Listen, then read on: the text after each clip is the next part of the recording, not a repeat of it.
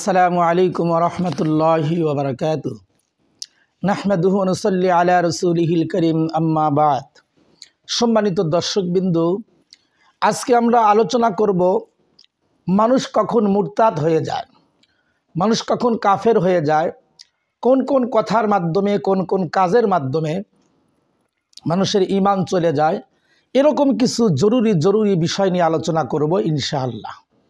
সর্বপ্রথম আমরা জানব কোনো ব্যক্তি মুরতাদ হয়ে গেলে তার সাথে কেমন আচরণ করতে হবে।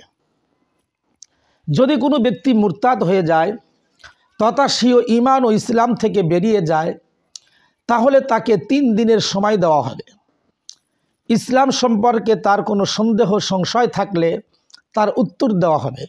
যদি এতটুকু সময়ের মধ্যে সে মুসলমান হয়ে যায় তাহলে তো ভালো, আর যদি মুসলমান না হয় তাহলে তওবা না করা পর্যন্ত তাকে কারাগারে বন্দি করে রাখতে হবে। তওবা করার পরই মুক্তি পাবে। মুখে কুফরি বাক্য উচ্চারণ করার হুকুম কি? কারো মুখ দিয়ে যদি কুফরি বাক্য উচ্চারিত হয় তাহলে সাথে সাথেই তার ঈমান চলে যাবে। পূর্বের যত নেক আমল করেছিল সব নষ্ট হয়ে যাবে। দ্বিতীয়বার ইসলাম গ্রহণ করতে হবে এবং ইসলাম গ্রহণ করার পর নতুন করে বিয়ে পড়াতে হবে। হজ করে থাকলে আবার তাকে হজ করতে হবে। স্বামী বা স্ত্রী যদি মুরতাদ হয়ে যায় তাহলে ওই স্বামী স্ত্রীর বৈবাহিক সম্পর্ক ঠিক থাকবে কি না? স্বামী মুরতাদ হওয়ার সাথে সাথেই বৈবাহিক সম্পর্ক বিচ্ছিন্ন হয়ে যাবে। এরপরও স্বামী যদি তওবা করে তাহলে পুনরায় বিয়ে না করা পর্যন্ত ওই স্ত্রীর সাথে কোনো সম্পর্ক রাখতে পারবে না।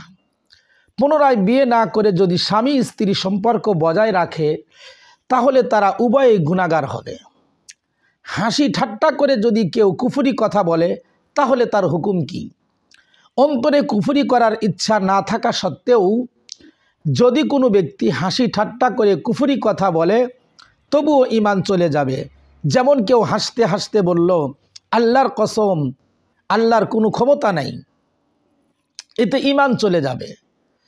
কোনো ব্যক্তিকে রোজা রাখতে বলা হলো, সে প্রতি উত্তরে বলল, যার ঘরে খাবার নেই সে রোজা রাখে। এ কথা বলার হুকুম কি? এটা একদম কুফরি কথা। এ কথা বলার সাথে সাথে তার ঈমান চলে যাবে।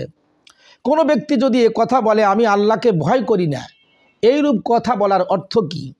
এ কথা বলার কারণে সে কাফের হয়ে যাবে। মন্দ কাজে লিপ্ত দেখে বলল, তুমি এই ধরনের কাজ করছো, তুমি কি মুসলমান না? সে উত্তরে বলল, না আমি মুসলমান না। এর হুকুম কি? উত্তর হলো যে আমি মুসলমান না, এ কথা বলার সাথে সাথে ঈমান চলে যাবে, কাফের বলে বিবেচিত হবে। হাসি ঠাট্টা করে বললেও ঈমান চলে যাবে। নাউজুবিল্লাহ। কোনো ব্যক্তি যদি বলে, নামাজি সকল অনিষ্টের কারণ, নাউজুবিল্লাহ, এইরূপ কথা বলার হুকুম কি? এ কথা বলা কুফরি। এ কথা বলার কারণে সে কাফের হয়ে যাবে। কাফেরের কোনো কর্ম দেখে কোনো ব্যক্তি যদি এইরূপ মন্তব্য করে, আমিও যদি কাফের হতাম তাহলে আমিও এরূপ কাজ করতে পারতাম, এ কথা বলার হুকুম কি? এ কথা বলার সাথে সাথে সে কাফের হয়ে যাবে। কারো পুত্র মারা গেল অথবা কোনো সন্তান মারা গেল, এরূপ বিলাপ করে বলল, আল্লাহ আমাকে কেন কষ্ট দিল বা আমার প্রতি কেন জুলুম করলে, এ কথা বলার হুকুম কি? এ কথা বলার সাথে সাথে সে কাফের হয়ে যাবে। কেউ যদি বলে, স্বয়ং আল্লাহ যদি আমাকে বলেন তবুও এ কাজ করব না, এ কথা বলার হুকুম কি? এ কথা বলার সাথে সাথেও সে কাফের হয়ে যাবে। আমি যা করি আল্লাহ জানেন না, এইরূপ বলার হুকুম কি? এইরূপ কথা বলার সাথে সাথে সে ব্যক্তিও কাফের হয়ে যাবে। কোনো ব্যক্তি যদি আল্লাহর কোনো গুণকে বা নবী রাসূলকে তাচ্ছিল্য করে তাহলে এর হুকুম কি? আল্লাহর কোনো গুণকে বা নবী রাসূলকে তাচ্ছিল্য করা, অনুরূপভাবে শরীয়তের কোনো বিষয়কে মন্দ মনে করা বা কোনো কুফরি কথাকে পছন্দ করার দ্বারা ঈমান চলে যায়। সম্মানিত দর্শকবিন্দু, এ পর্যন্ত আমরা কোনো মুসলমান কি কথা বলার দ্বারা, কোন কাজ করার দ্বারা মুরতাদ হয়ে যায়, এই বিষয়ে জরুরি মাসআলা নিয়ে আমরা আলোচনা করলাম। আগামী পর্বে ইনশাআল্লাহ হালাল এবং হারাম প্রসঙ্গে আমরা কিছু মাসআলা মাসাইল নিয়ে আপনাদের সামনে আলোচনা করব।